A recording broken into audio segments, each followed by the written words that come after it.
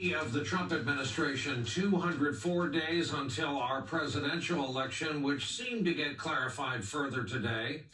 And it's actually difficult to clarify or assess or synopsize what happened during today's White House briefing.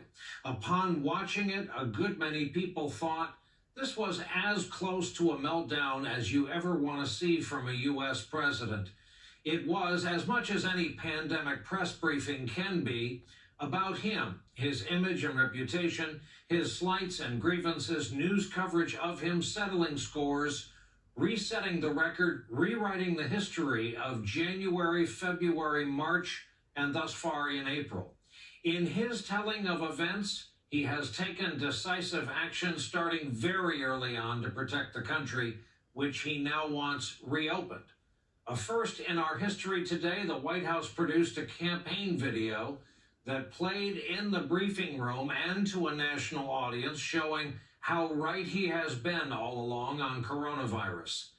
He made a declaration of presidential powers that our framers risked their lives to avoid. He declared his own authority to be total. He said the nation's governors know that and will cooperate perfectly. And we will hear all of this in just a moment, but doctors, nurses, and patients should be cheered to hear that Mike Pence declared today our hospitals are not overwhelmed. The president summed it up for his team. Everything we did was right. January 31st, in the United States, not one person had died because of the Wuhan virus. So I issued travel restrictions on that date, even though nobody died, and I got brutalized over it by the press because I was way too early. I shouldn't have done it. Brutalized by the press. But, sort of I've been brutalized for the last 4 years. I used to do well before I decided to run for politics. But I guess I'm doing okay because, to the best of my knowledge, I'm the President of the United States, despite the things that are said. And it's against that backdrop we now offer a report from the real world tonight. It's exactly 1 month since the president declared the pandemic a national emergency when there were just over 2,000 cases. Tonight, the death toll across our country is now at more than 23,000, the most of any country on earth. We're home to more than 500,000 confirmed cases, but repeating, with fewer than 1% of the population tested, we have no idea as to the real number of cases in our country. In New York, which has the nation's highest number of cases, more than 10,000 people have lost their lives. Today, the governor and Dr. Tony Fauci noted that the key indications of the outbreak severity, the number of deaths and the number of those in hospitals, those both continue to decline. I believe the worst is over if we continue to be smart. And I believe we can now start on the path to normalcy. We're starting to see in some areas now that kind of flattening, particularly in a place that was a hot spot like New York.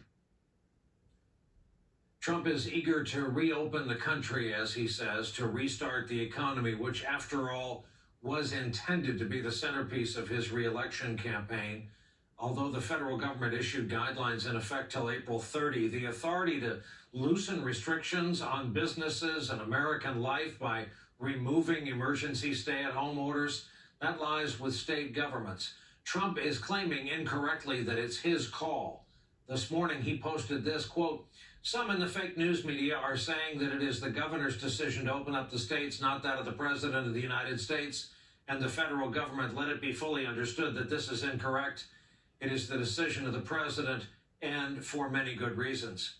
Today, 7 governors of Northeast states announced a planning group to formulate a reopening strategy. 3 West Coast governors are doing the same. In that 2-hour White House briefing, Trump insisted he had the power to lift state restrictions. The President of the United States has the authority to do what the President has the authority to do, which is very powerful. The President of the United States calls the shots. They can't do anything without the approval of the President of the United States. When somebody's the President of the United States, the authority is total. You said when someone is President of the United States, their authority is total. That is not true. Okay, you know what we're going to do? We're going to write up papers on this. It's not going to be necessary. because the governors need us one way or the other. Shortly after that, New York Governor Cuomo had this response. If the President of the United States comes out and lays out a plan that you think is not responsible and not right for New York, would you tell New Yorkers to ignore what he is saying and overrule it and say, no, listen to me, as a governor, this is what we will do? Oh, if they came out with hypothetical, if the president came out with a plan that I believed was irresponsible and could jeopardize the public health of the people of the state of New York, I would oppose it legally, period. It was clear during this briefing Trump was fuming about the New York Times investigation came out over the weekend. It featured extensive reporting on the president's apparent failures to heed warnings from inside his administration about the potential impact of the coronavirus, and we quote, "Throughout January, as Mr. Trump repeatedly played down the seriousness of the virus and focused on other issues, an array of figures inside his government identified the threat, sounded alarms, and made clear the need for aggressive action. Mr. Trump's response was colored by his suspicion and disdain of what he viewed as the deep state, the very people in his government whose expertise and long experience might have guided him more quickly towards steps that would slow the virus and likely save lives." They go on to note that the final days of February, perhaps more than any other moment during his tenure in the White House, illustrated Mr. Trump's inability or unwillingness to absorb warnings coming at him. Yesterday, Dr. Tony Fauci was asked if that delay cost lives. Obviously, you could logically say that if you had a process that was ongoing and you started mitigation earlier, you could have saved lives. Obviously, no one is going to deny that. Trump later retweeted this post on Twitter calling for Dr. Fauci to be fired. Today at the White House, in rather forced remarks that had the air of a hostage tape, Dr. Fauci seemed to backtrack on his answers during that CNN interview.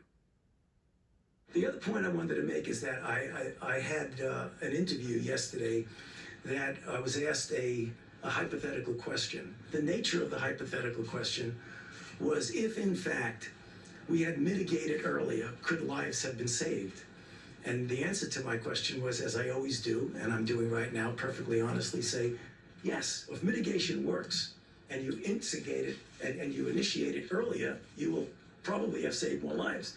If you initiated it later, you probably would have lost more lives. You initiated at a certain time. That was taken as a way that maybe somehow something was at fault. Are you doing this voluntarily, or did the No, president? I'm doing it.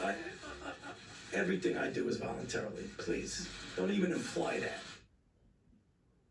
After that, Fauci sat down, the president took over and proceeded to devote a substantial amount of time refuting the New York Times investigation.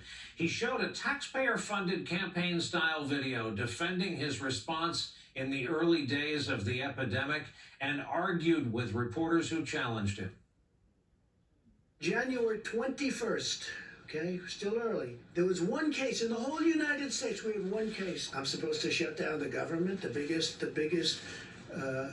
economy in the history of the world. Shut it down. We have one case. The month of February. You know what we did? Gap. What do you Entire do? month of February. What do you do when you have no case in the whole United States? You had a case When in you February. excuse me, you reported it. 0 cases, 0 deaths on January 17th. January, February, the entire month of January, I said in February. The video January. has a complete gap. On Month of January February. 30th. What did your administration do in February with the time that your travel ban thought A lot, What? a lot. And in fact, we'll give you a list. What we did, in fact, part of it was up there. We did a lot. Look. You know you're a fake. You know that. Your whole network, the way you cover it, is fake. Here for our leadoff discussion on a Monday night, Dr. Vin Gupta. He specializes in treating respiratory illnesses like COVID-19. He's also an affiliate assistant professor with the University of Washington Department of Health Metric Sciences. Ashley Parker's back with us as well, Pulitzer Prize-winning White House reporter for the Washington Post, as is Jonathan Lemire, White House reporter for the Associated Press. Ashley, I'd like to begin with you with this question. What did we witness today? What was that? Because we still adhere to the tenets of a polite society. I figured I'd turn to you. You have an Ivy League degree and a Pulitzer Prize, and you're bound to be better at describing to me what that was. Well, it was jarring to watch, Brian, and the president has long had a me ethos. That's not new.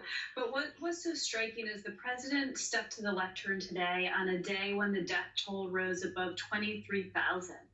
You know, during a stretch where 16 million people have applied for unemployment, when we see those pictures of people parking their cars, waiting in line for food banks, it seemed to stretch on for eternity. And for most of that press conference, he in no way addressed not just the public health aspect of this crisis, but the suffering that so many Americans are struggling with right now. And it was, as you said, all about his gripes and grievances and who was nice to him and who was mean to him and who praised him in a video and who in the media he didn't like. And when those reporters, you showed some of those clips, challenged the incorrect, frankly, version of reality he was trying to present in that briefing room, and they did so armed with facts. He basically shut them down. You saw him to Paula Reed of CBS when she said, what did you do in that month of February that you bought yourself to try to prepare for this virus? He could not provide a single specific. He said a lot, and then just dismissed her. And so you sort of saw a campaign rally in the briefing room in a way that I think a lot of people found quite surprising. Jonathan Lemire, some staggering reporting by the New York Times, by the Washington Post in the last 48 to 72 hours, as you've been reporting as well on the time that was lost. And I think the common assumption is 6 to 8 weeks were lost in dismissal, denial, inaction. And today, of course, we see the reaction to that reporting. That's right, Brian. The president seethed about those stories all weekend long, and we saw it burst into view today from the James S. Brady White House briefing room. He was angry about the Times story, about the piece that myself and my colleagues at the AP put together.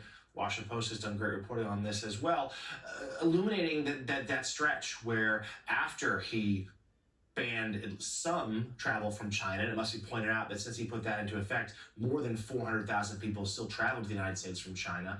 But afterwards, very little else was done. And in the White House, it was a White House plagued with infighting. Chief of Staff Mick Mulvaney was on his way out the door. The president himself was distracted by the impeachment trial. There was a dispute between Mulvaney, who still headed the budget office at that point, and the Health Human Services Secretary, Secretary Azar, about how much money would be needed to combat the virus as it started to reach American shores. When the president spoke in mid-January at Davos, at that moment, the United States had just one patient, a coronavirus patient, a lone figure in Washington state. A month later, when he finally addressed it from the White House briefing room in the first of these task force briefings that have now become daily rituals, the United States had just 15. And he said, we're ready. We're going to stop this. Now, of course, as we sit here today, over 23,000 Americans are dead. So the president today, in an unprecedented fashion, used that taxpayer-funded video to try to refute these reports, tried to lay out his own version of the timeline. But in this case, Brian, it seemed like the facts were certainly not on his side.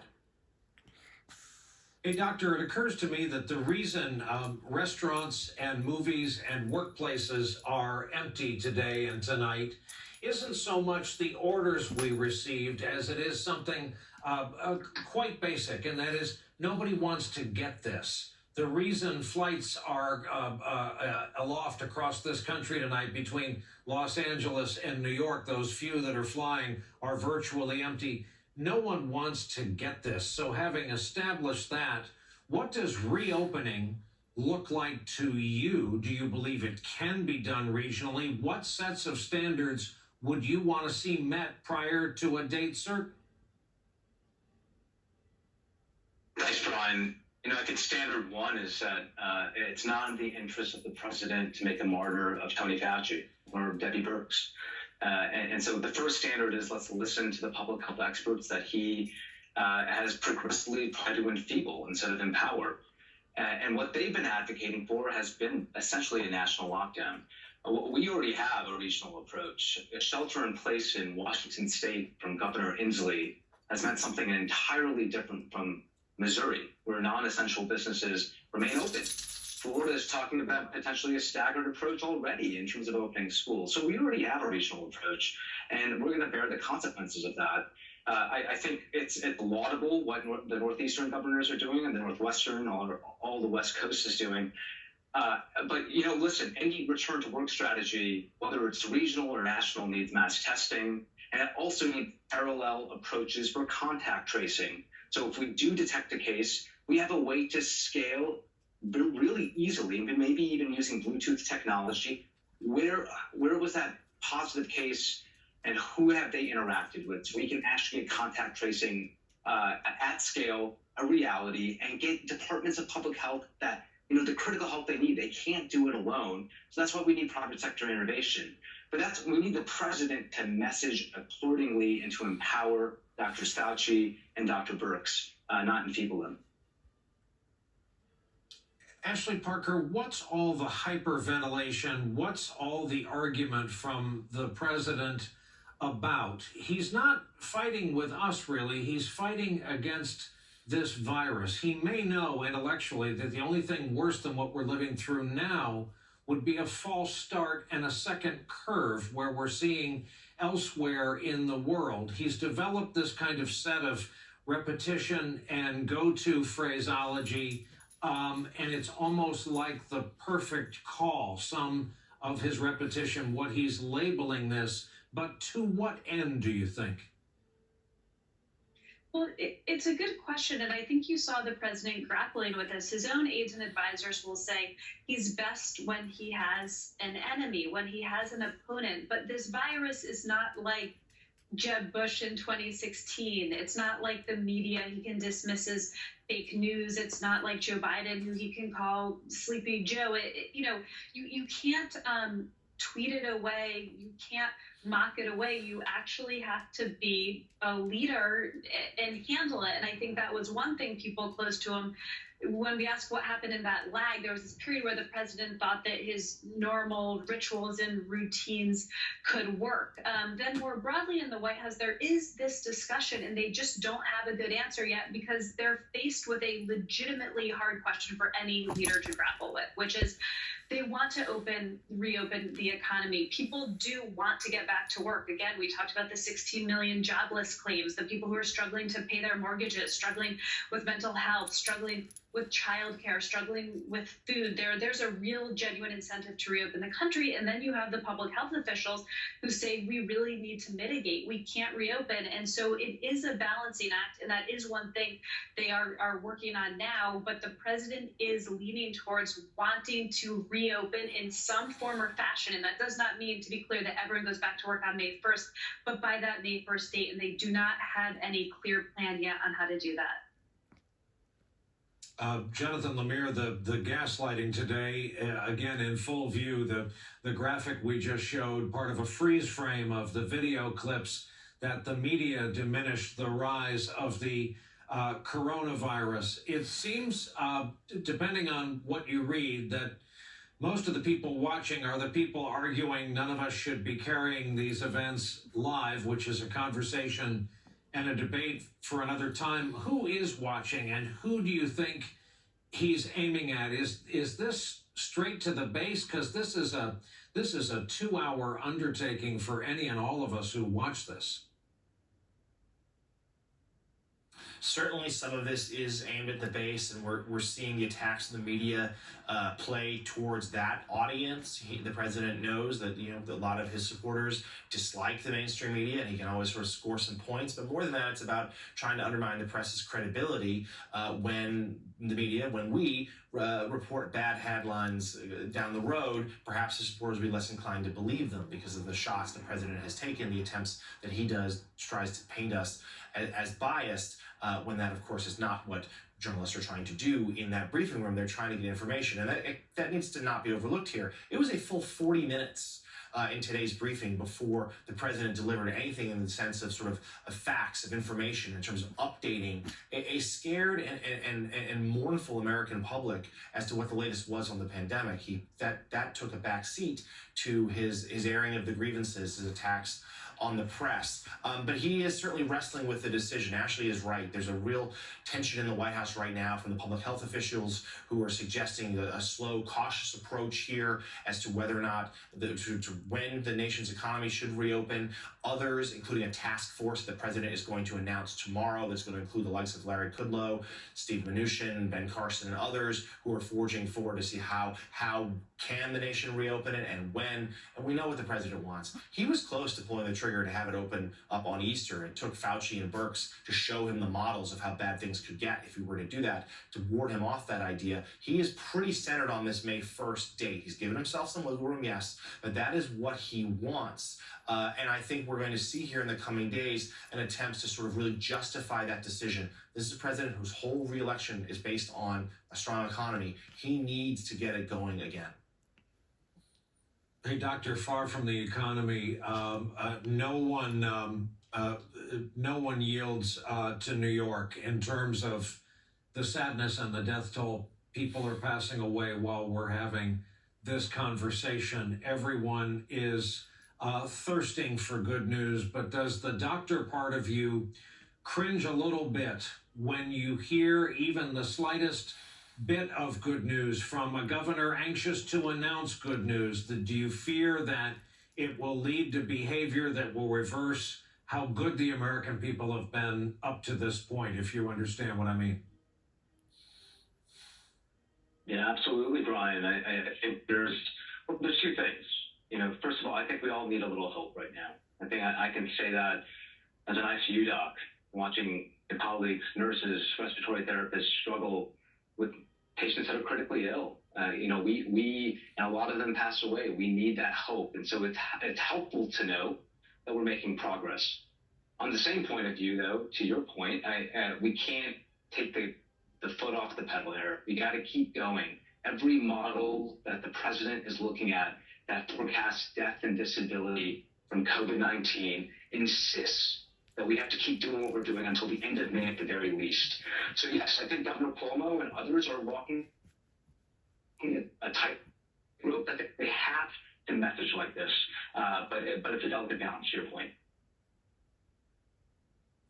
Our thanks to our guests for having us all into their homes tonight. Dr. Vin Gupta, to Ashley Parker, to Jonathan Lemire, thank you very much for being with us. And coming up as we take our first break, the Trump response, what he's getting wrong about history, the law, presidential power, and public health, for starters. And later, in normal times, it would be our lead story on this broadcast. Bernie just endorsed Biden, what it means for the Democrats when